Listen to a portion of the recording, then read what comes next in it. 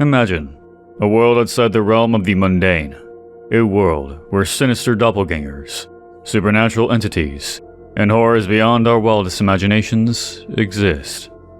Where your greatest fears hide in the dark shadows of your bedroom, of an ill-lit hallway, of a place you once thought safe, where safety and comfort is but an illusion. Alex Kister, the creator of the Mandela Catalogue, details the horrifying reality of those living within the fictional Mandela County. Stylized as an anthology series, each episode introduces new sinister apparitions and new reasons to be afraid of the dark. From the aforementioned doppelgangers to shadow people hiding within all-consuming blackness, enter the alternate reality. Who are you? Get away from me! Of Mandela County. No!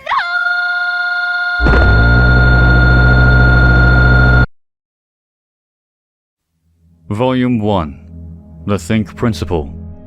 The T.H.I.N.K Principle is the first entry on our list. This video, formatted as an emergency government broadcast from the United States Department of Temporal Phenomena, advises the viewer on what to do to remain safe from a new and anomalous threat known as alternates.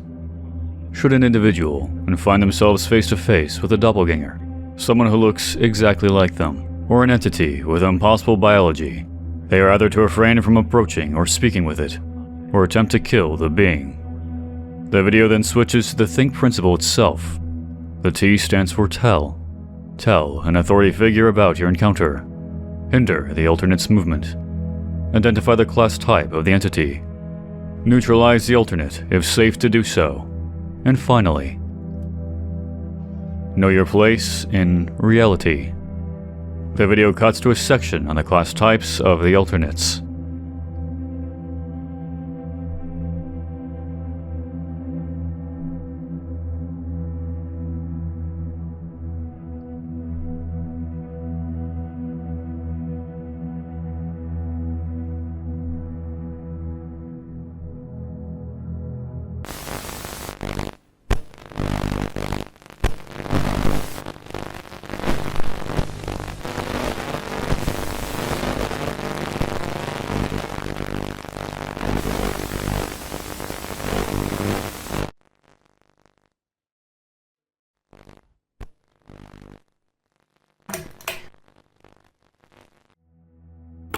The T.H.I.N.K Principle introduces us to the world of the Mandela Catalogue.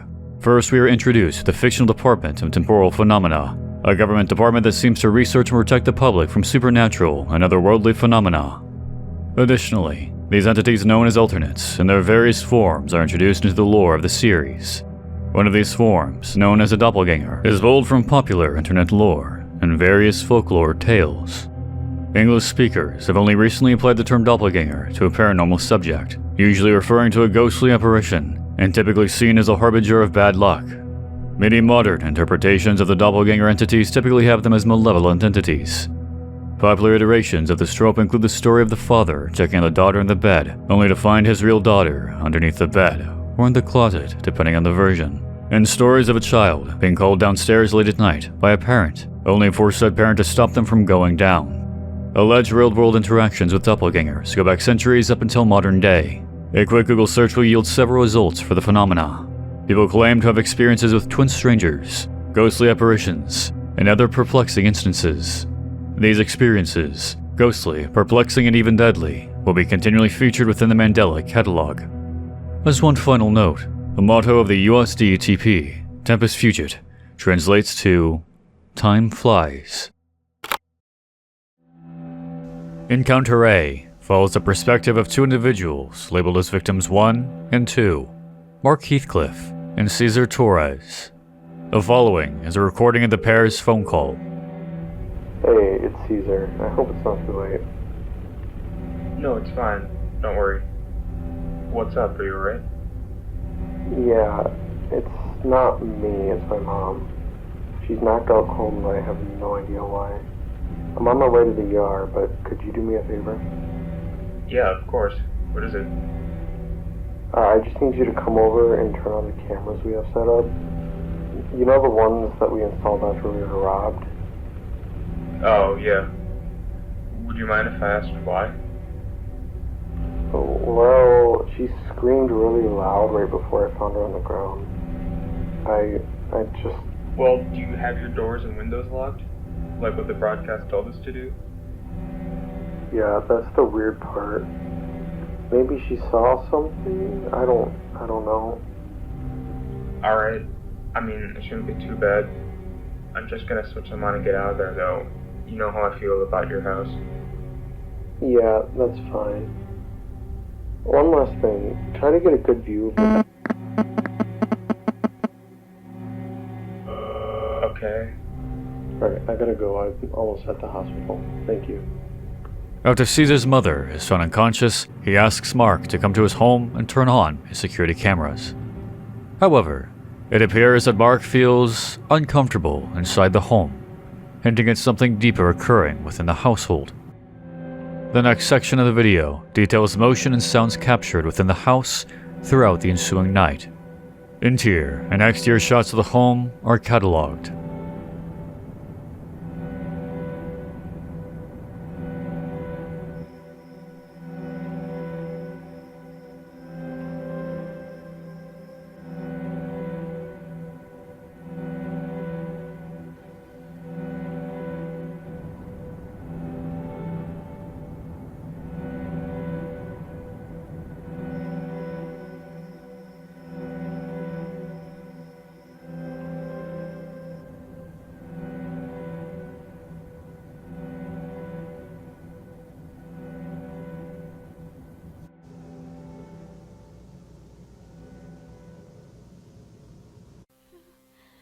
Who are you? Get away from me!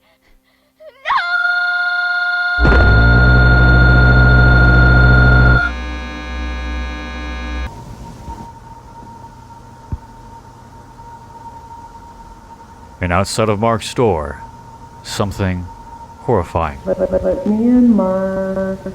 I have a gift for you. I have a present.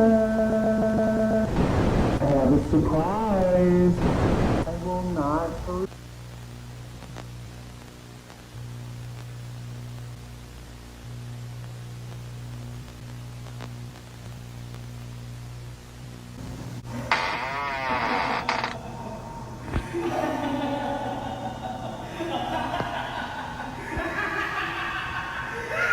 You fucking bastard!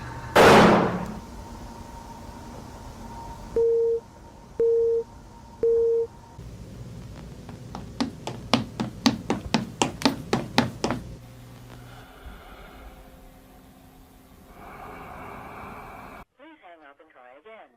If you need help, hang up.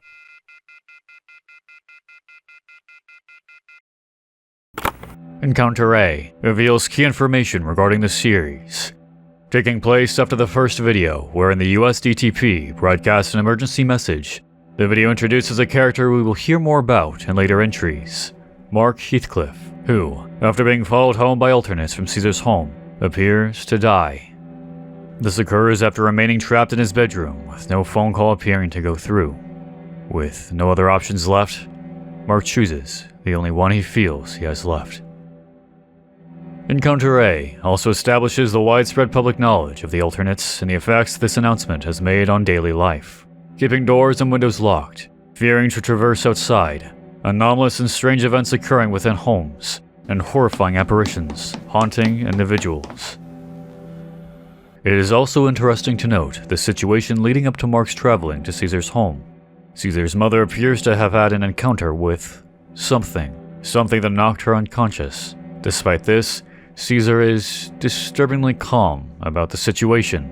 However, given the labeling of Caesar as Victim 2 and the disturbing imagery of Caesar stretching into abnormal proportions, it is safe to say that Caesar has already been replaced by an alternate, and the luring of Mark out to Caesar's house is simply a ploy to ensnare another victim.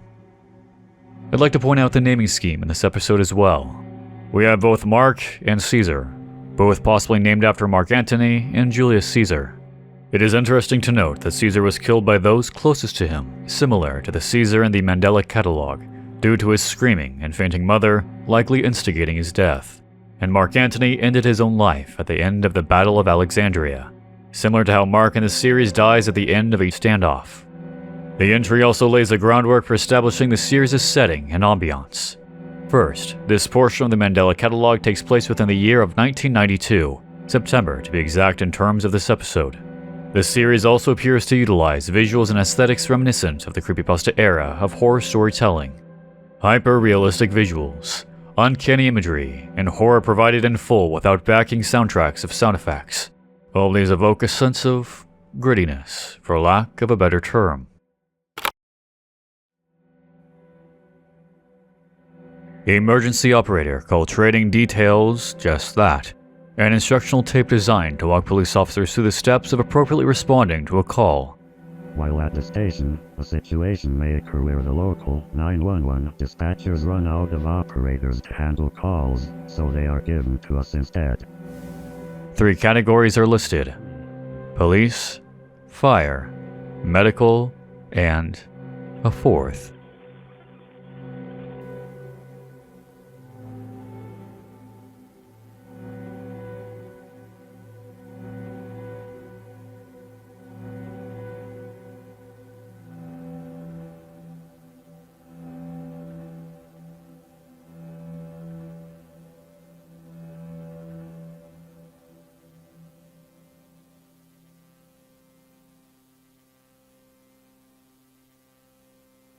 Nothing is worth the risk, nothing is worth the risk, nothing is worth the risk.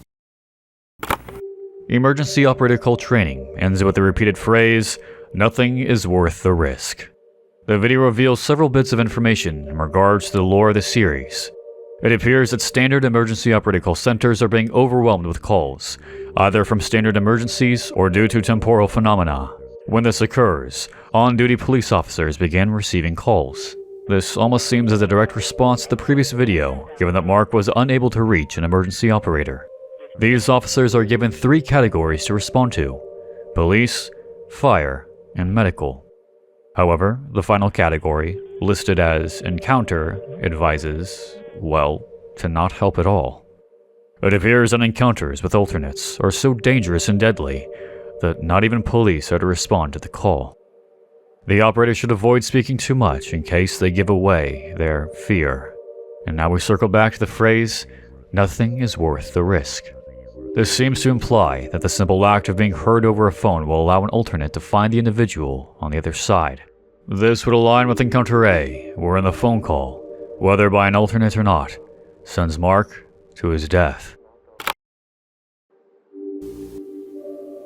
Trauma, or Toddler Stress Assessment Video, is a tape designed to record a child's responses to a series of media.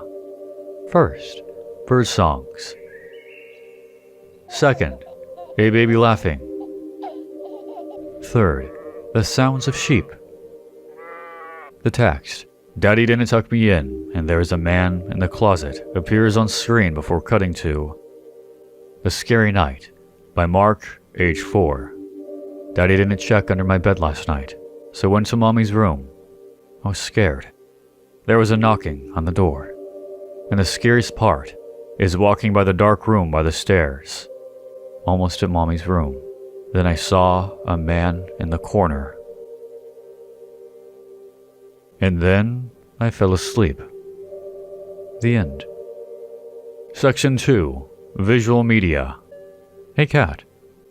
A happy family. A blue balloon. A dark room.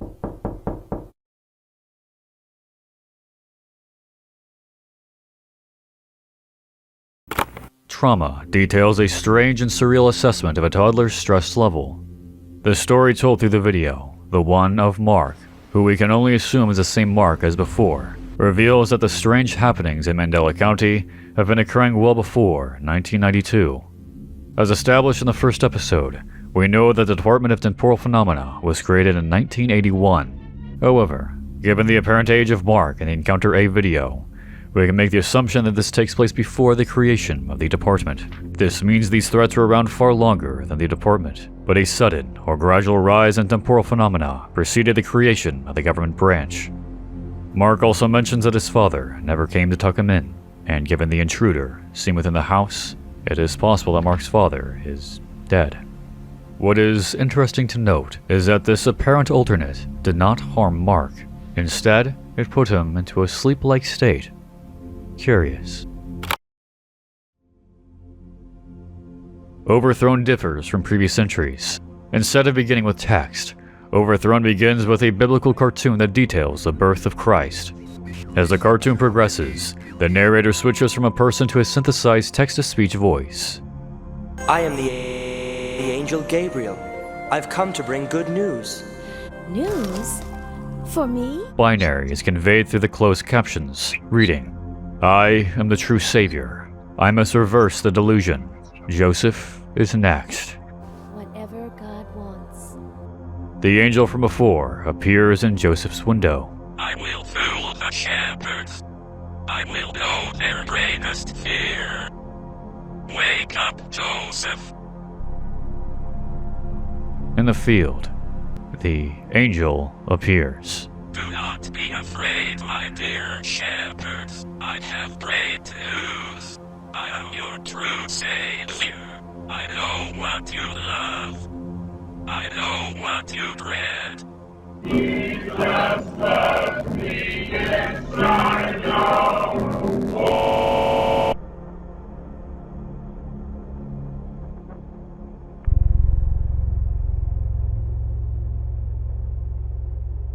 The final text, a plea for help.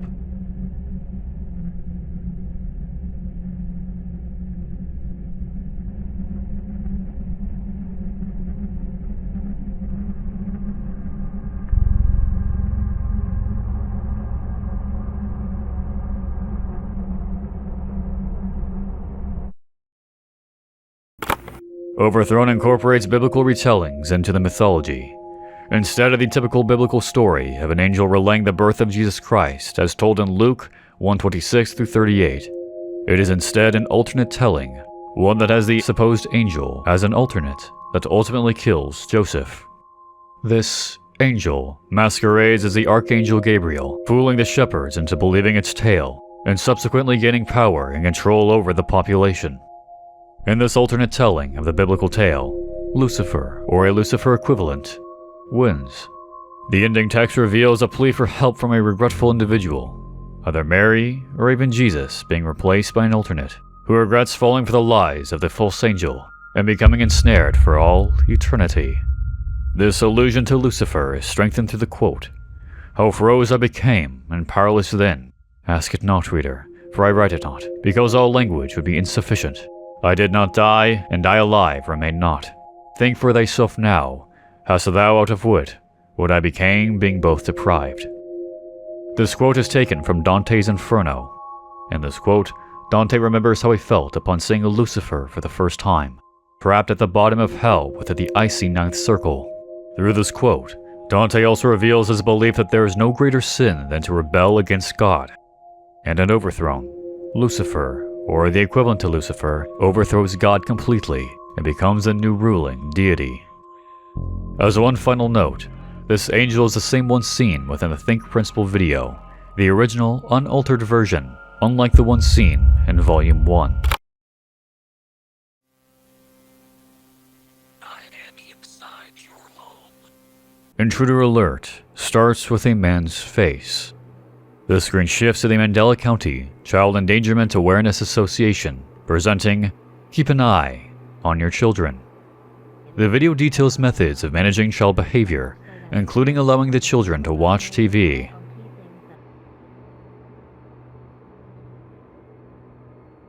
The narrator advises against certain materials for viewing, and if a child is screaming, to wait until they are finished. A mother has lost her child, and a sinister face appears on screen. The video transitions to an emergency alert, issuing a safety alert for Mandela and surrounding counties. This alert broadcasts that a total of 3,426 children have inexplicably gone missing. The alert advises parents to deter children from looking at any medium that could be used to project frightening imagery. A third section details police response to a home wherein a death had occurred. However, police felt an overwhelming sense of dread and instead fled the scene. In order to provide a semblance of security and investigation, a camera was set up to take photographs every 5 minutes. what the camera captures is horrifying.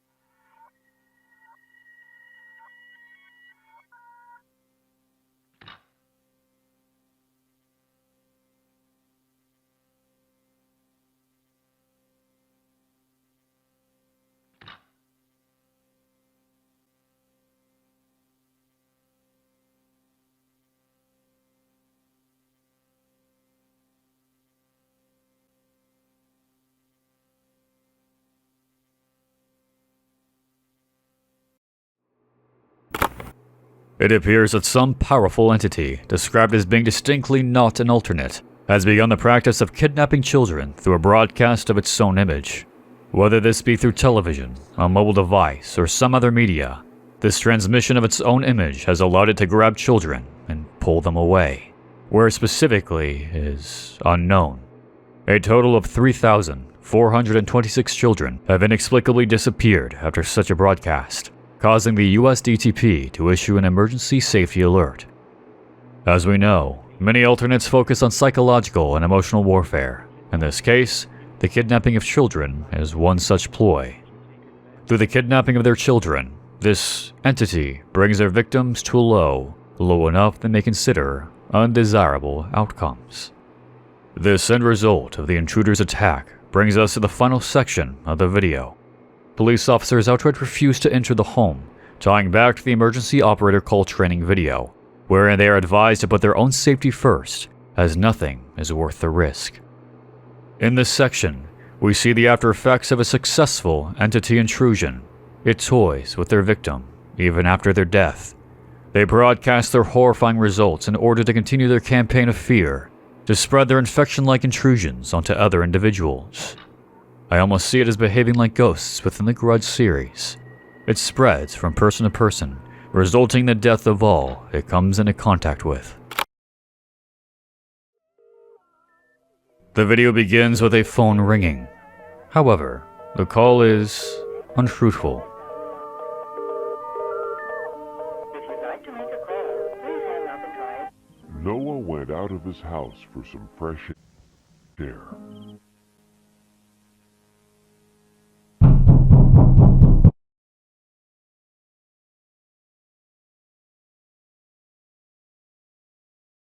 Mandela County Crime Investigations, 1992.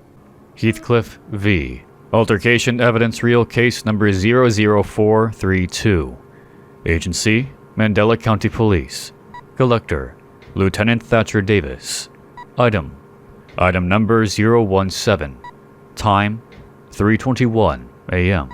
Location, Mark Heathcliff's bedroom. Description, personal camcorder. A dark room, and a door cracked open. A winding country road at night. A building in the distance. A church. A window. A door opening.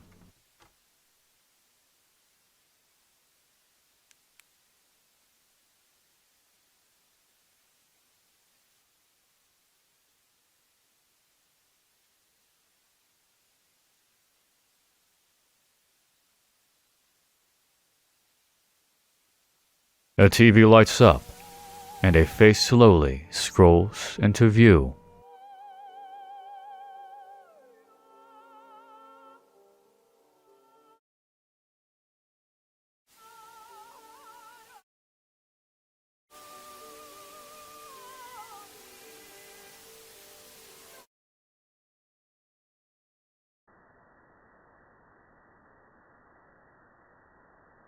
Remarks. Footage implies that Heathcliff has been paranoid for a prolonged period. Reasons are implied. Noah's Ark, 2 Corinthians 11:14.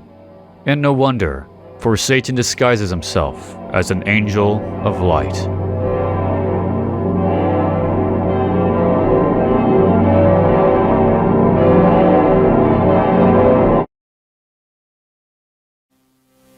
Why do you try to escape while you fear the web? You will be punished for resisting my message. You will bring another creature on the boat. You won't notice it at first. Just wait, the web. Wait until you start to feel something. A change happening in your mind. You won't even realize it has taken form until you see it.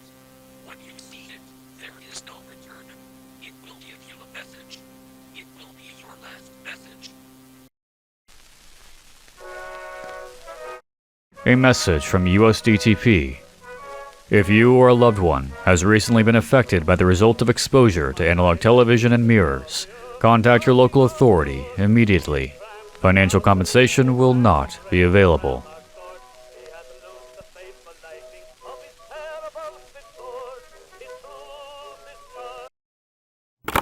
Judging from the video, Mark has been plagued by alternate apparitions for quite some time, leading up to his death on September 21st, 1992.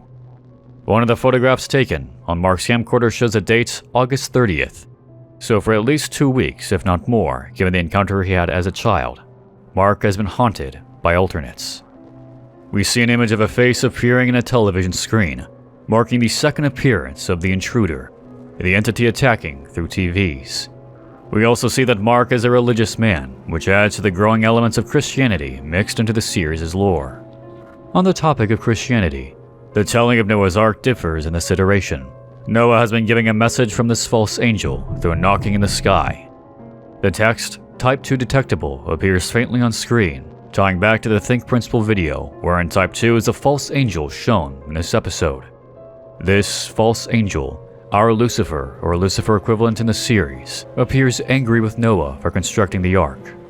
Rather than embracing his fear of a flood, Noah instead seeks to escape it, and for that, the angel punishes Noah by bringing a creature on board the boat. This creature, once it has taken form, will relay Noah's final message. This creature is likely an alternate, with Lucifer forcing Noah to bring it aboard and propagate in the world after the flood. In the intervening darkness, 2 Corinthians 11:14 appears on screen, and no wonder, for Satan disguises himself as an angel of light, further cementing that this false angel is likely Satan himself, rather than simply being an equivalent, and comments on his continuing disguise as an angel in order to fool humanity throughout time. If this is the case, then alternates may simply be demons carrying out his wishes. The final note of the USDTP 1990 revision places the Think Principle video sometime between 1981 and 1990. The motto itself has changed, and now reads Tempus Fugit, Amblecti Intuitum, which roughly translates to Time flies, embrace intuition. Time already appears to be a recurring theme and topic, with the shifting through time between biblical stories in 1992. The idea of embracing intuition is also key for the series, referring to the gut feeling the police officer had in the previous century. This ties to the idea of trusting one's own intuition and place in reality without question, lest the alternates take hold. This final entry within Season 1 details metaphysical awareness disorder, or M.A.D, that has seen a surge within the series' timeline. In the video, details regarding the symptoms are discussed. M.A.D is a result of exposure to verbal information that is not desired to be known, likely through an alternate. This typically results in unfortunate consequences. However, the video attempts to relay a possible reversal to M.A.D. It advises against frequent religious practices of any kind, likely avoiding the influence of the false angel we've seen previously. It also advises against beliefs with philosophical implications. Essentially, avoid attachment and hardcore belief in anything that can be twisted and used against you. Loved ones is a key factor for maintaining mental stability.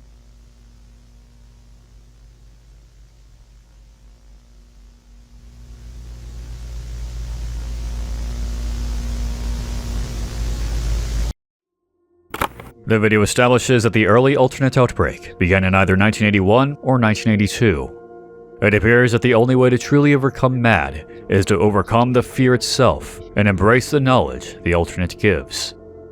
An individual likely has to be actively seeking the information from an alternate in order to prevent M.A.D from resulting in deadly consequences. We also see the phrase of delusion reversal, similar to what the angel said in Binary in the Overthrown episode, stating, "I am the true savior. I must reverse the delusion. Joseph is next." This gets tied to the idea of reversing the delusion the individual may have. The knowledge presented by the alternate may prove too much for the human psyche to handle, and only those who actively seek out the information are capable of reversing the delusions the alternates create. 2019. 17 years since Mark Heathcliff's death. Season 2 begins with an FBI wanted poster featuring Adam Murray and Jonah Marshall, who are associated with the Bythorn Paranormal Society. As their images appear, a phone rings, and text reading victims 3 and 4 are written underneath their names. You've reached the Bythorn Paranormal Society. How may... The call is held between Adam, a member of the Bythorn Paranormal Society, and an unnamed caller. She describes experiences within her home. Well, we could do tonight if you want. Can you do 3 nights? I'm away from home on a business trip. How about 500 a night? Oh, hell yeah! Alright. Sounds like a plan. We will help your cat, ma'am. Thank you so much. I appreciate it more than you can think. No problem. The call ends with Adam and Jonah accepting the job and heading to the unidentified woman's home. Unfortunately, their car breaks down, and the ensuing conversation reveals that they are already wanted by the FBI by this point in time.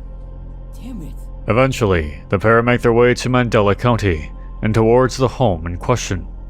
Adam and Jonah discuss their questioning the existence of alternates, for a moment, believing the entire ordeal to possibly be the work of misinformation or mass hysteria, in reference to the Think Principle video and the numerous emergency alerts.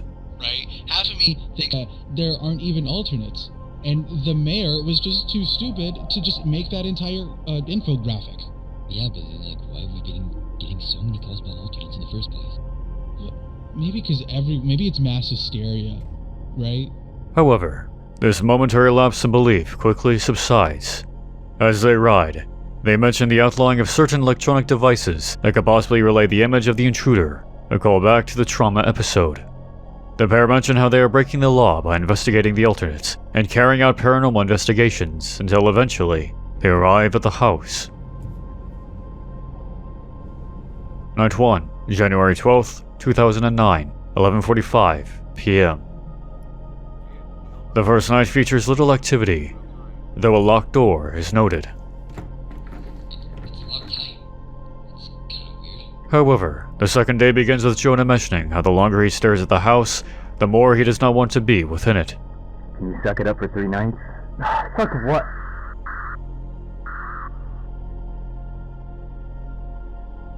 I don't think you should go in there now. I'm going back in. There's something. Despite protests, Adam returns to the house later that night for a second round of investigations. While Adam sits alone in the house, Jonah watches from security cameras. However, an intruder's voice is heard on their radios. Am I coming through? Loud and clear. Oh my god, behind you! Shut up. You see anything on the cameras? Oh my god, behind you! Dude, cut it out. Oh my god, behind you! Dude, seriously, stop. Oh my god, behind you! Behind you! Behind you! Dude, fucking quit! What the hell did I do? Just forget. What are you saying exactly? Dude, that's not funny. What's not funny? Take a tiny bite. God's probably not even looking. Oh, go ahead.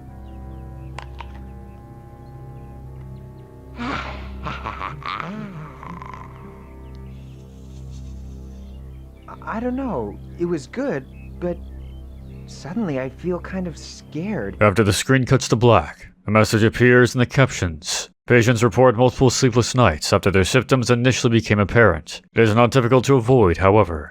The patient must try to actively seek it out, followed by a string of photographs with text attached. You followed the separate.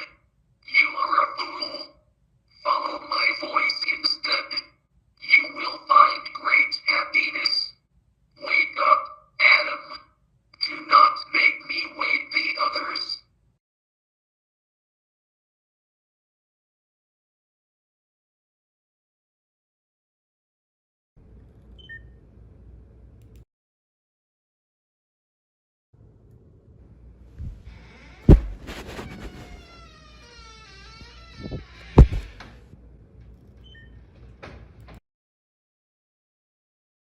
Open your eyes.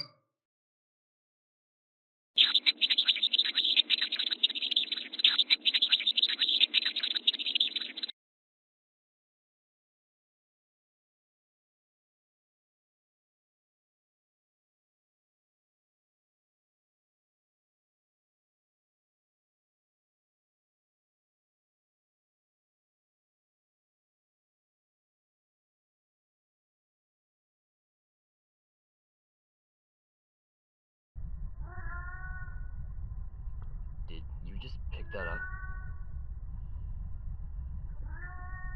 What's the matter? Cat got your tongue? Don't. Just don't, okay? Please. Oh, so now you're taking this seriously.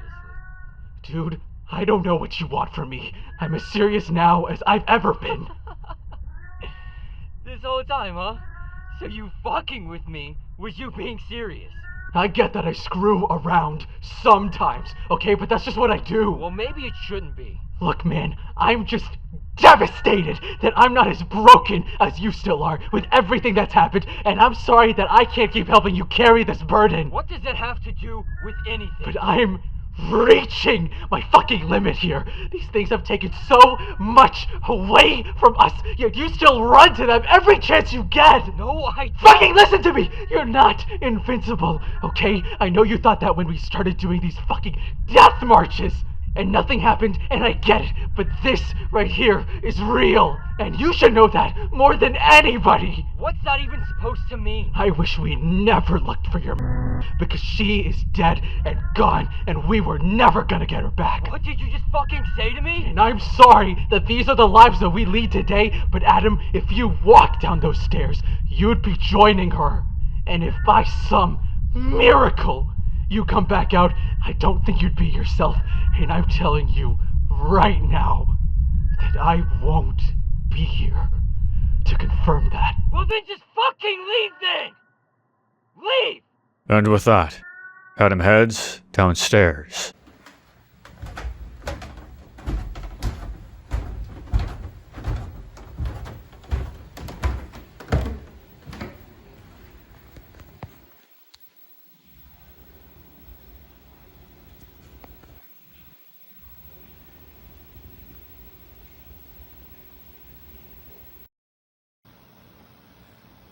What are you?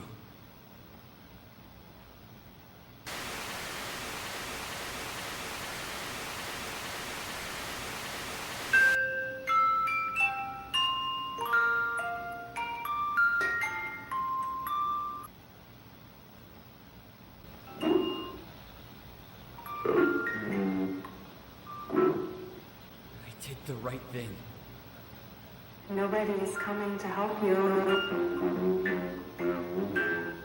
Do you understand?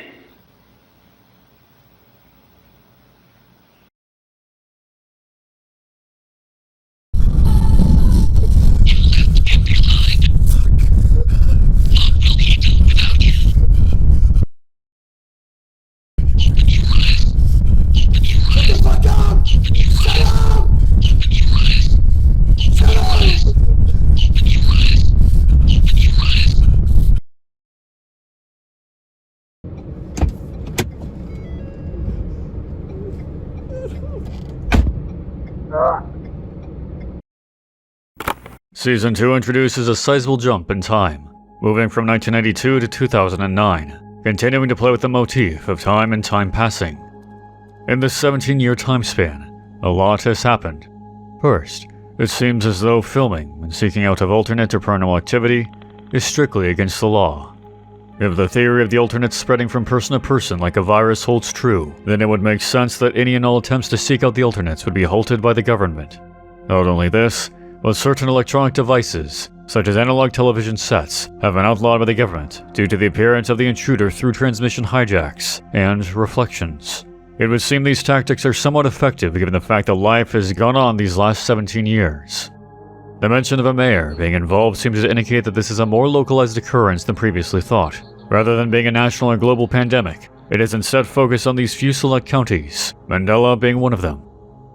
Next, the luring of Jonah and Adam out to the house in question mimics what occurred with Mark 17 years prior. The woman on the other end of the phone is most definitely an alternate. Even the screaming emanating from within the house mimics what Caesar related to Mark back in 1992 about his mother screaming in another room.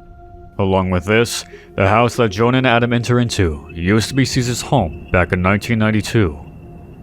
With or without that taken into account, the tagging of Adam and Jonah as the third and fourth victims is curious. Either this is a direct continuation of deaths following Mark and Caesar's deaths, which is highly unlikely due to the fact that other individuals are known to have died as well, or two other victims are enlisted, which could possibly be the homeowner and her cat. Let's take a moment and analyze Jonah and Adam's names, both biblical in nature.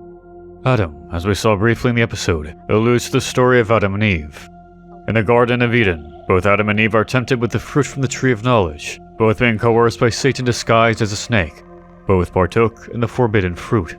Due to this, both were cast from Eden to earth, where they would experience spiritual and physical death in a dangerous world. Adam Murray behaves in a similar fashion. Despite knowing full well the dangers of the alternates, Adam continuously pursues the knowledge that will ultimately prove to have dire consequences, similar to the Adam of Christian mythology. Even within the bedroom, the alternate continuously tempts Adam, similar to the Garden of Eden snake. Adam actively seeks out the knowledge of the alternates, despite knowing full well their dangers. Jonah represents Jonah in the biblical book of the same name. In this story, Jonah flees from God's summons to prophesy against the wickedness of the city of Nineveh, similar to how Jonah flees from the wickedness of the supposed haunted house due to his ill feelings towards the structure. Instead of going inside and helping Adam, he instead remains in the car, watching from afar. This is similar to what happens to Jonah within the book of Jonah. After refusing to go to Nineveh and fleeing, Jonah winds up on a ship hoping to escape God. However, a storm comes along and destroys the ship and tosses him overboard, causing Jonah to enter into a great fish's mouth for 3 days and 3 nights. This distinction is important due to the repeated use of the number 3 throughout the entry. The number 3 as the Holy Trinity, the Father, the Son, and the Holy Spirit. They are to remain in the house for 3 nights. Error code 333 appears on screens. With these two stories combined, the Satan snake of the Garden of Eden and the God that commands that Jonah go to Nineveh are one and the same within the mythology of the Mandela Catalogue. The voice on the other side of the phone is the voice of God commanding Jonah to go to the wicked house, and the voice of temptation from the Garden of Eden snake, tempting Adam with the knowledge he so desperately craves. Both result in the deaths of Adam and Jonah. As one final note, the final argument between Jonah and Adam revealed that both have had previous encounters with alternates, or at least had someone close to them die due to their supernatural influence. It appears that Adam relentlessly searches for alternates, searching for a truth he believes is out there, in order to make sense of her death. Within the flashing images appearing on the intruder's screen, the sounds of a baby crying and a mother who has died are pictured. These are directly pulled from the Intruder Alert video, implying that Adam, given his age, is an infant that has once been stolen away.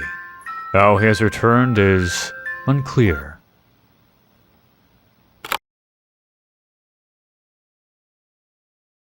I believe this next entry is best conveyed uninterrupted.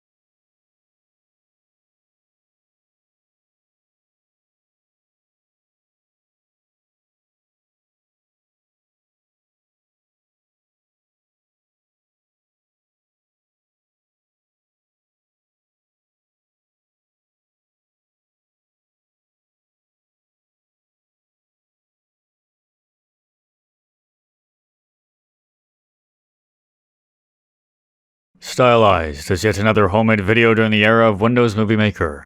This 2009 video of a soccer game features the Mandela Meerkats facing off against the Bythorn Badgers. The blurry photographs initially do not reveal much before they transition to a low-quality video.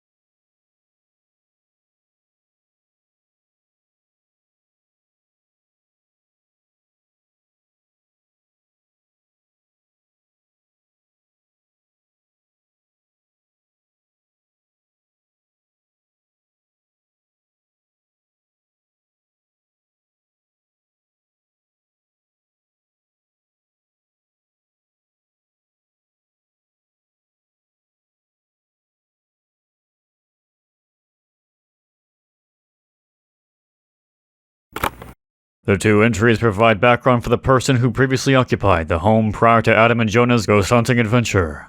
The individual regularly experienced oddities in the home, eventually culminating in their death and replacement by the alternate that dwells within the household.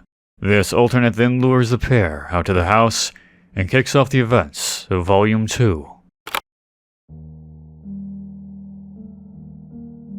The entry begins with Lynn and Jude Murray arguing through a telephone call sometime after August of 1992.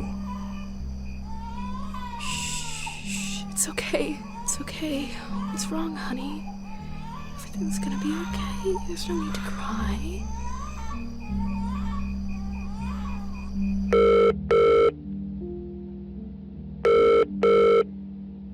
Hey, what's up? You started crying again.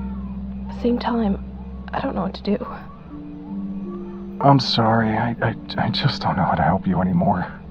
Are you absolutely sure it's not the... No, I keep telling you, it's not. I've had it unplugged for weeks now.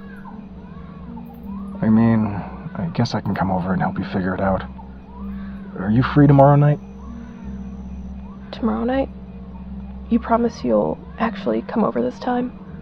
He's still your child too, you know. I swear to God, Lynn, if this is just an imaginary friend or something, I'm gonna lose it. What do you mean? Do you realize how young he is? The video switches back to a speech given by a recently promoted Lieutenant Thatcher Davis on April 4th, 1992, a character last seen in the Intruder Alert and exhibition videos. The timeline shifts to September of that year, wherein a school receptionist asks for a welfare check on Mark Heathcliff, who has been absent for a number of days. Good evening, officer. One of our students, Mark Heathcliff, he's been absent for the past couple days without any reason, no phone calls from parents, no doctor's excuse, and we don't have any apparent emergency contacts on file for him.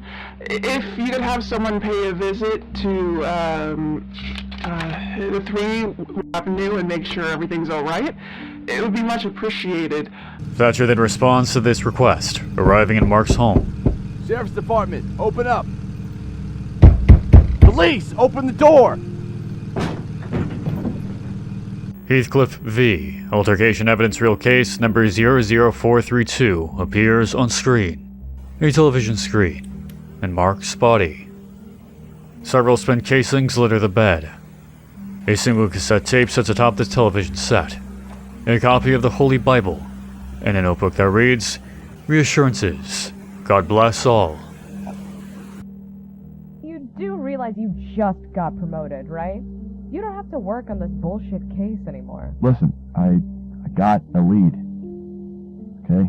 Just got some evidence to review still. That's it.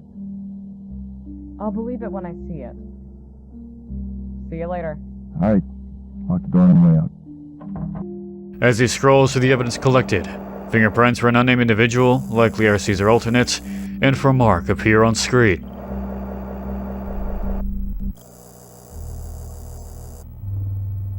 Thatcher then watches what Mark captures on his camcorder, and what Mark recorded on the cassette tape.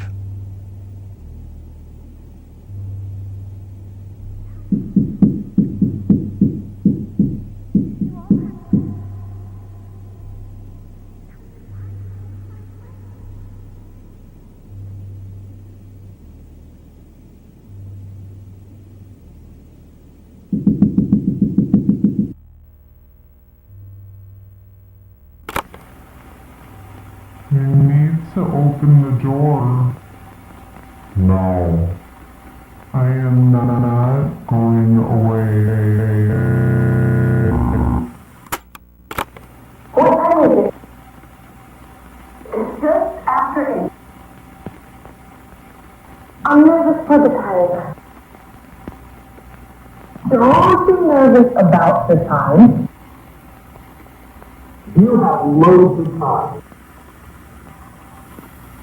Let's see.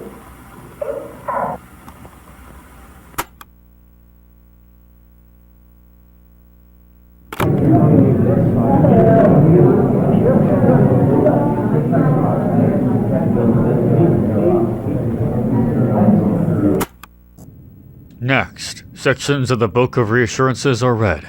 God loves me unconditionally. Always remember that no matter the circumstances, God loves all of us simply because He has chosen to do so.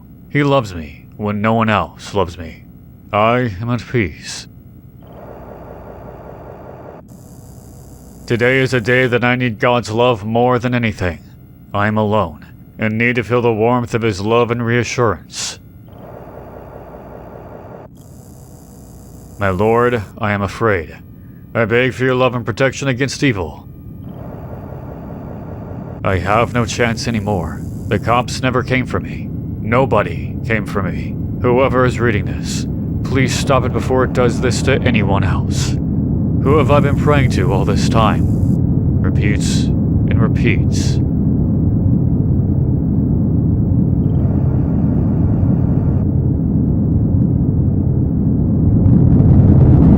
My eyes are wide open. An alternate report is issued by the Mandela County Police Department concerning Cesar Torres. Murray V. Altercation evidence real case number 00334. Mandela Check Daily appears on the screen along with the note, viewing intended only for Mr. Davis, meaning Thatcher Davis, our police officer. David Lee has recovered 2 minutes from the tapes Thatcher sent in. A tragedy mask appears with the title, The Might of the Subconscious.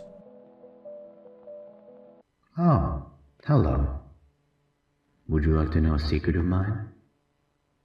I can make friends appear out of thin air. Always remember the most important rule. If there is a new friend that lives in your head, it is best. They're just as scared as you are. Okay. Have a friend in mind? Great.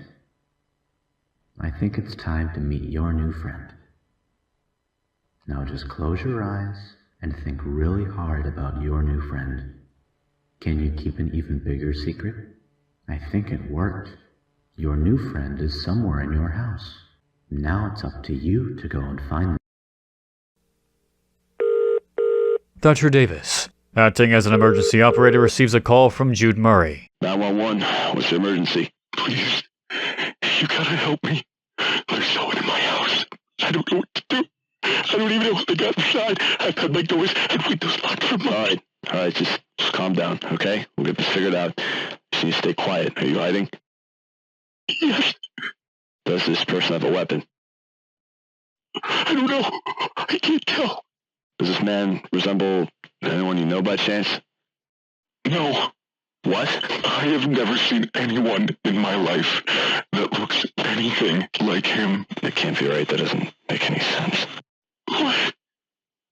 I'm sending over one of our officers. Just don't hang up, okay?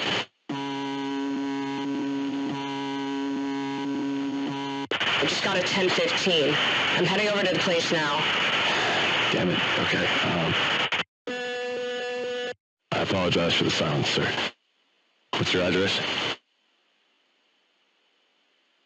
Sir? Thatcher, I'm gonna need some backup here. The officer that was already checking out the place just pussied out.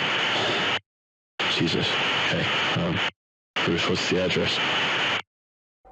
A home strikingly similar to the one featured in Intruder Alert is shown.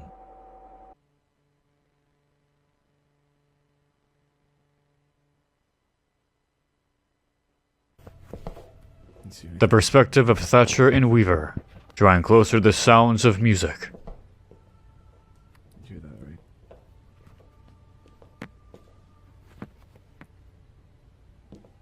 Just stay behind me, okay?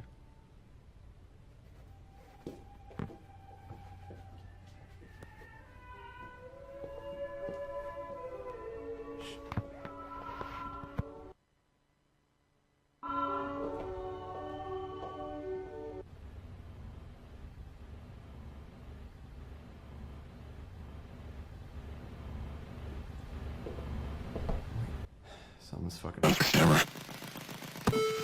Shit. Camera's down, Weaver. Weaver.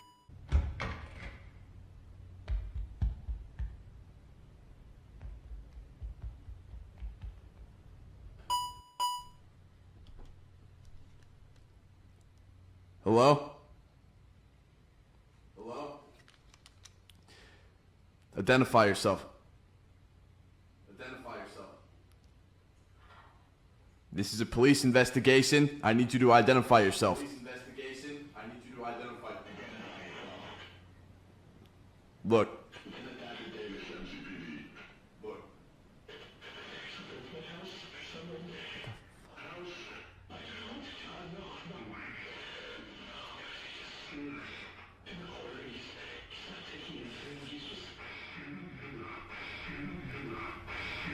What do you want?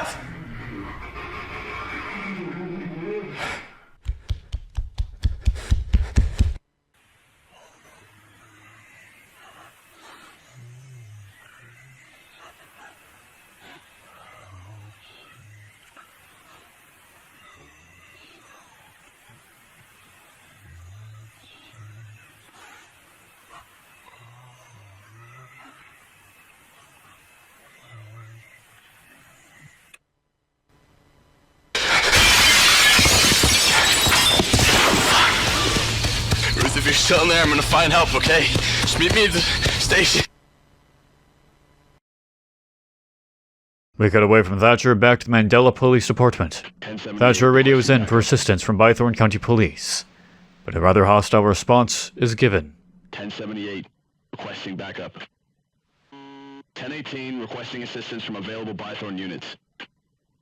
This is an unauthorized use of Earth kernel. Identify yourself. Lieutenant Thatcher Davis, MCPD. 1018, requesting assistance from available worksheet units.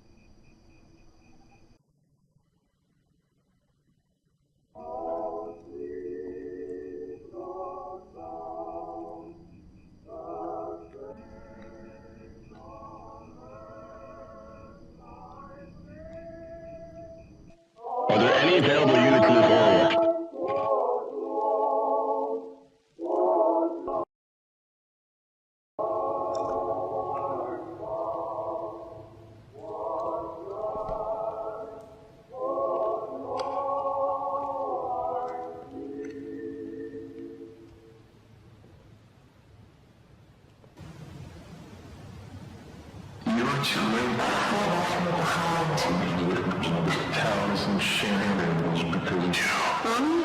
Wanna be my best friend? He likes to hide, but he wants to meet you. I want to play with him in the TV. Stop or I'll shoot! I said stay back!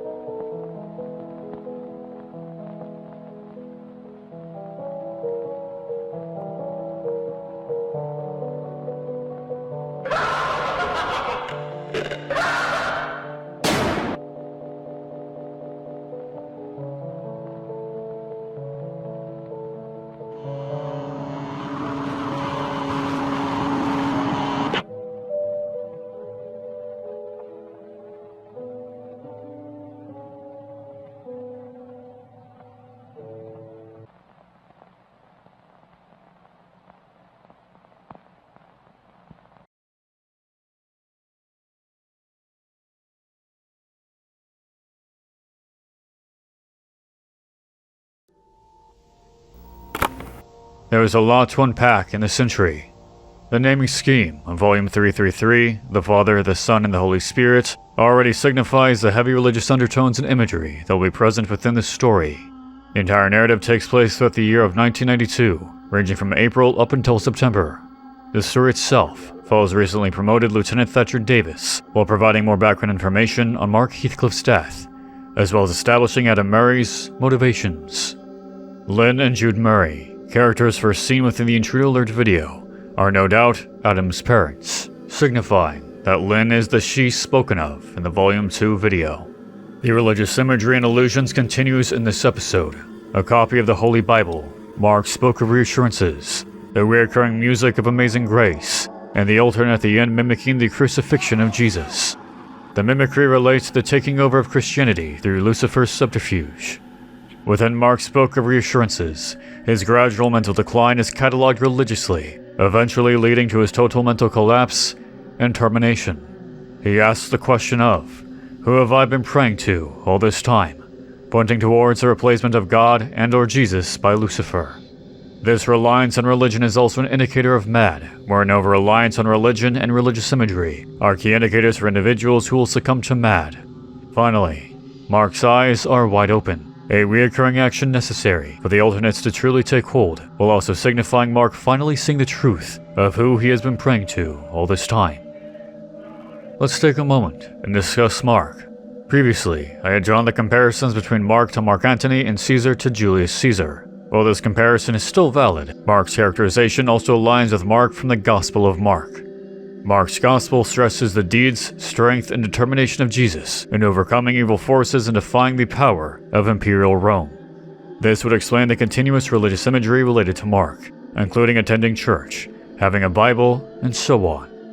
Within the Gospel, Mark also makes direct mention of Caesar, noting to defy Caesar and praise God, much in the same way that our Mark continues to defy the Caesar alternate just beyond the door, and, at least for a time, stresses the overcoming of evil through God in Jesus. The cassette tape relays exactly what Mark heard outside of his door for those several nights. The coaxing, the baiting, the sounds of conversation, diminishing his hopes with every opportunity. I am not going away. Onto Murray's section. The might of the subconscious tape also appears to be a ploy to summon alternates into a household.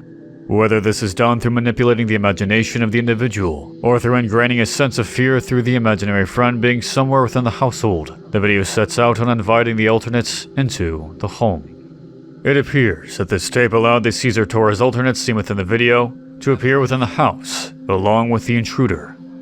The initial call between Thatcher and Jude sets in motion the events occurring within this episode. The call pulls Thatcher out to the Murray household after officers on the scene refuse to go inside. Let's diverge and discuss Jude's naming. This could be a reference to Judas Iscariot, one of the 12 apostles that betrayed Jesus Christ and led to his crucifixion. Iscariot roughly translates to the liar or the false one, which, as we've seen from the phone call, proves to be true. The events occurring within this episode take place between the photographs of no activity and when the alternate began moving Lynn's body around. The lack of activity within the photographs pushes the pair of officers to enter into the household. The entire ordeal proves to be a ruse once the playback of Jude's voice is heard. Ruth goes silent, and the alternate appears singing Amazing Grace.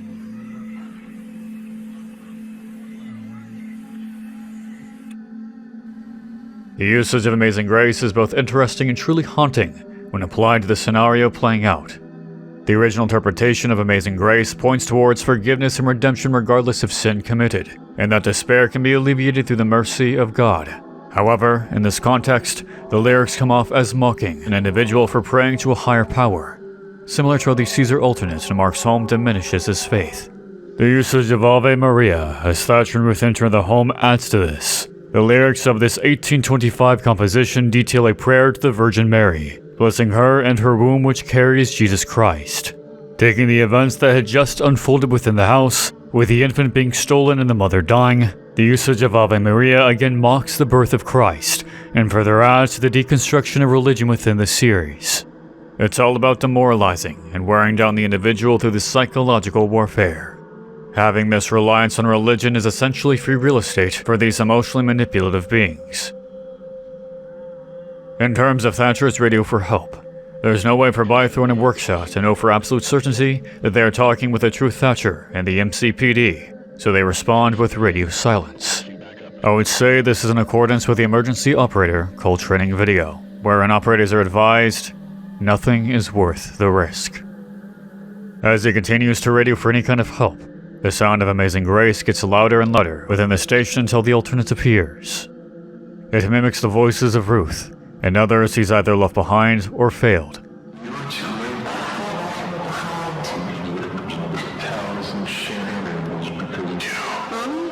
As well as the voice of a child introducing a parent to an imaginary friend, and another wanting to play with the man on the TV. The alternate then flies towards Thatcher in a stance mimicking a crucified Christ. The "uh-oh, bad decision, Thatcher" is a direct reference to the same message Mark received when he fired at the alternate. As the alternate pins Thatcher down, names appear in the captions. Cesar Torres, Mark Heathcliff, Ruth Weaver, all the people that Thatcher failed to protect from this alternate. The face of Cesar Torres is imposed on the screen, implying that this alternate may be the same one that killed Mark, that killed Caesar, and that killed Ruth. This is before "there's not enough room for the both of us, Lieutenant" appears, again implying that this alternate is attempting to take Thatcher's place. Within this entry, the motif and theme of the passage of time appears sporadically. The final shot of the MCPD logo is seen, one with a clock tower in the center. A Roman numeral clock appears within what seems to be the MCPD police station, judging from the cycling of security camera feeds. The mention of time appears once again within a Mark recorded conversation. What time is it? It's just after 8. I'm nervous for the time. Don't be nervous about the time. You have loads of time. One voice noting that they are nervous for the time, and the other attempting to alleviate their anxieties. The feelings of nervousness around time, the reoccurring imagery of time and how it passes, the usage of a clock within the US DTP seems to indicate an element of chronophobia, or the fear of the passage of time, expressed through the series.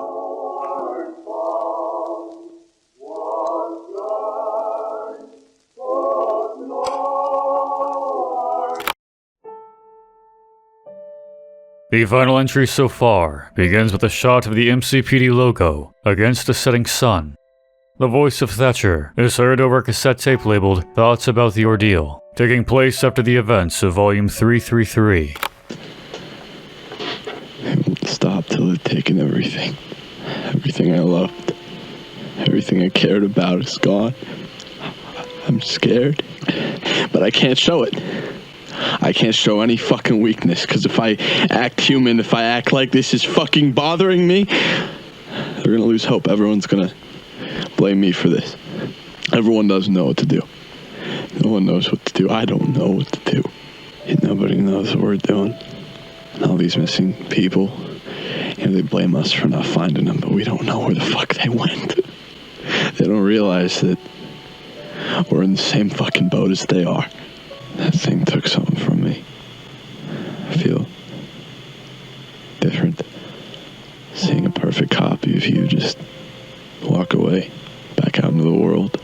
No one's answering. No one's telling me what's going on. I'm gonna kill this thing if it's the last thing I fucking do. I'm alive. But part of me doesn't want to be. This entry rounds out the series so far and reveals a lot about the alternates, the inner workings of the government, and Thatcher's own mental state. Despite the harrowing encounter, Thatcher does come out of the ordeal with the alternates alive, albeit with some serious psychological trauma. He mentions that the government on all levels is tight-lipped about the exact nature of what is happening, likely to cover for the fact that no one truly knows what is happening. We had the initial USDTP video, but we have heard very little from them since. No special guidelines outside of avoidance at all costs, and if someone is suffering from an alternate, better to let them die. There's also the mention of the disappearance of people. Thatcher mentions that the individuals are disappearing left and right, that no one knows where they are going. This raises the important question of, where exactly are these people going? Are the alternates taking them somewhere? Given Thatcher's comments on the Caesar alternate taking something away from him, I almost wonder if it's literally stealing away the will to live, that if it does so completely, the individual fades away. I can see two possibilities here. One, like the aforementioned The Grudge comparison, where these supernatural entities pull people away, or another in a similar vein to Pulse, wherein the individuals are drained of their will to live after encounters with ghostly apparitions that ultimately results in completely fading away into shadows.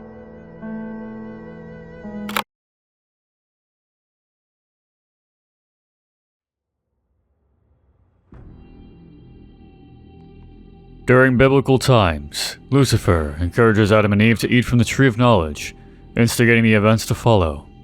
Later in time, Lucifer stows an alternate aboard Noah's Ark, awaiting for the perfect time to strike. And still later, during the conception of Jesus Christ, Lucifer interferes, halting the birth of Jesus, and taking his place as the true Savior. In 1978, Mark, age 4, had an encounter with the intruder within his home one evening. This instills a lifelong fear of alternates and supernatural entities within Mark, sending him down the path of religion to seek guidance and protection. In 1981, the Department of Temporal Phenomena was established in the United States as a governmental department dedicated to understanding and protecting civilians from anomalous phenomena. In 1981, the USTP began receiving numerous reports of strange and hostile entities that they began referring to as alternates. In response to this, the department released an emergency video in order to give instructions on how to protect oneself from these alternates. Later in 1982, the T.H.I.N.K principle and M.A.D informational videos are released by the department in order to better educate the populace on what exactly alternates are and how to remain safe from them. This displays a better understanding of the alternates and their effects, and based upon the removal of the detectable type, the department is fully aware of Lucifer's influence and control over the alternates. In early 1992, Adam Murray is born to Lynn and Jude Murray. In April, officers Thatcher Davis and Ruth Weaver received promotions based upon their excellent service. Later that year, Mark Heathcliff goes out to friend Caesar Torres' home in late August to possibly house it. While there, he has a repeated encounter with the alternate that resides in the house, and the intruder through a CRT television. Mark escapes Caesar's house and continues to have feelings of dread in regards to the house. During the same period, Lynn and Jude Murray file for divorce. About 2 weeks later, Caesar and his mother are killed by an alternate. The Caesar alternate then calls up Mark, luring him out to Caesar's house to turn on security cameras and follows him back to his own home. Mark remains trapped in his bedroom for a number of days, tormented by the alternate just outside. With his mental state quickly degrading and his faith in God shaken, Mark snaps and tries to shoot the alternate, to no avail. Seeing no other option, Mark on September 21st, 1992. Due to his repeated absences at school, the school receptionist calls MCPD to perform a welfare check on Mark. Officer Thatcher Davis responds to the call, finding Mark in his bedroom, dead, at the age of 17. Thatcher begins scrolling through the evidence, refusing to go home in order to solve the case and search for Mark's killer. As Thatcher becomes more involved in the case, the emergency operator training procedure is implemented due to Mark never being able to be put through to an emergency operator. The emergency operator training video is created at the MCPD so that on-duty officers may also act as emergency call responders when the operator center becomes overwhelmed with calls. At some point in late 1992, the might of the subconscious was played in the Murray household, inviting alternates into the home. Around the same time, the intruder broadcasts itself through 4 counties, abducting 3,426 children in a single instant. In grief, Lynn Murray in her child's bedroom. An emergency alert is put out by the federal government, advising to keep children away from electronic devices and reflective materials. Neighbors called the police, in which responding police officers feel an overwhelming sense of dread coming from the house. Thatcher, while working, receives a call from Jude's alternate. While attempting to get the address and communicating with Ruth, Jude's alternate goes silent, and Ruth asks for backup. Ultimately, it is decided that a camera would be placed within the household, since no officer wanted to go inside. When the camera yields no results, Thatcher and Ruth head inside the house. While in there, they encounter the intruder and Caesar's alternate, resulting in Ruth's disappearance and Thatcher having a run-in with the alternate. This leaves him broken, but with a lasting resolve to kill alternates as he continues to investigate Mark's death and the Murray household ordeal. The USDTP establishes the Television and Mirror Destruction Order to halt the spread of the intruder through households. From this point onward, certain electronic devices are outright outlawed due to the danger they carry. Fast forward to 2009. A new occupant lives within Caesar Torres' home and begins to upload strange events occurring within the household. Unfortunately, their fate is up for debate, but they likely die and are replaced with an alternate. Adam Murray and Jonah Marshall are the 2 members of the Bythorn Paranormal Society, a group that is currently being hunted by the FBI due to their continual seeking of alternates and supernatural entities. The pair receive a call from an alternate, luring them out to Caesar Torres' home. Using an illegal GPS device, the pair make their way to the house and begin their investigation. Adam and Jonah argue, with Jonah wanting to leave, while Adam wants to continue the investigation. The duo split, with Adam staying in the house, while Jonah watches from afar in the car. Adam is lured down to the basement, and despite a huge argument with Jonah, continues down. Jonah then flees from the house. While in the basement, Adam comes face to face with the intruder through Caesar's old CRT TV, playing baby music after asking if Adam recognizes him, hinting towards the abduction when he was just a child. After being taunted, Adam's fate is ambiguous. While driving away, Jonah begins to be tormented by the intruder through the GPS device, claiming that Jonah left him to die. After being told to open his eyes repeatedly, Jonah pulls over and gets out of the vehicle. A grunt is heard, and silence follows. And that is the chronological end of the series so far. This series is filled with important themes, interesting allusions, and key points of inspiration, so much so that I'd like to dedicate a portion of this video just analyzing these key points. Mandela. The naming scheme of the series is interesting. I struggle to relate the name of Mandela and the popular Mandela effect theories to the Mandela Catalogue. I've boiled it down to being less about distortion or false memories or the presence of the multiverse, to being more of a comment on the distorting of this reality. The reality of Mandela Catalogue is changing and twisting due to the interference of cosmic entities such as Lucifer and alternates. However, beyond this, I'm unsure. Let's look at the theme of religion. Religious imagery and traumas appear throughout the entire series. From the naming schemes to biblical stories to religious imagery, the Mandela Catalogue embodies a sense of religious confusion and existentialism that is best told through Kister's own words. In an interview with F News magazine, Kister stated that the Mandela Catalogue originally began as a creative outlet for the existential crisis I was going through at the time, especially when it came to topics like religion. During this time, I thought a lot about how history would play out if classical biblical tales had an evil twist. This kind of thought process is what inspired Overthrown, the first episode in the series. The series itself, as Kister just said, is an outlet for the religious crisis he faced, becoming one larger metaphor for challenging one's own faith in a religion, its doctrines, and the idea of a higher power. Having this evil twist through Lucifer's rise to power and replacement of God has allowed Kister to reimagine a world and view religion from an entirely new perspective, as well as comment on the corrupting of religion. As stated, this imagery fills the corners of the series.